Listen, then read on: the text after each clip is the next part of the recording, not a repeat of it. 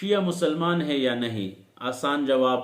جو لوگ قرآن میں تحریف کے قائل ہو، جو لوگ صحابہ کرام کے اس میں وہ اس کو معیار حق نہ سمجھے، اور جن لوگوں کا اذان دوسری طرح ہو، جن لوگوں کا نماز دوسری طرح ہو، جن لوگوں کا روزہ ہم سے جدا ہو، اور جو صحابہ کرام کے پیچھے وہ جن لوگوں کے بارے میں اللہ نے کہا کہ کلًا وعد اللہ الحسنی، جن لوگوں کے بارے میں اللہ نے کہا رضی اللہ عنہم ورضوا، جن لوگوں کے بارے میں اللہ نے کہا لقد رضی اللہ عن المؤمنین اذ یبایعونک تحت الشجرہ، اور جن لوگوں کو میرے نبی نے اپنے مجلس میں وہ جنت کی بشارتیں دی، ابو بکر فی الجنہ، عمر فی الجنہ، عثمان فی الجنہ، علی فی الجنہ،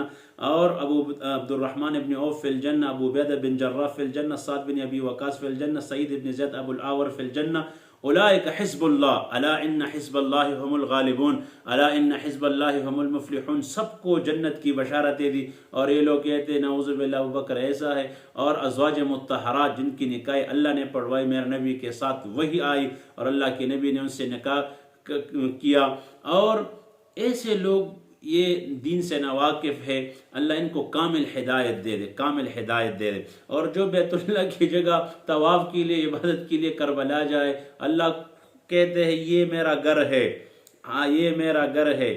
اور یہ کہتے ہیں کہ نہیں ہم وہاں جائیں گے۔ تو بہرحال اس میں ہے شعبے ہے، معتدل بھی ہے، لیکن علماء کے جو اقوال ہے اس کے بارے میں کہ یہ ایسے لوگ ایمان والے نہیں ہو سکتے۔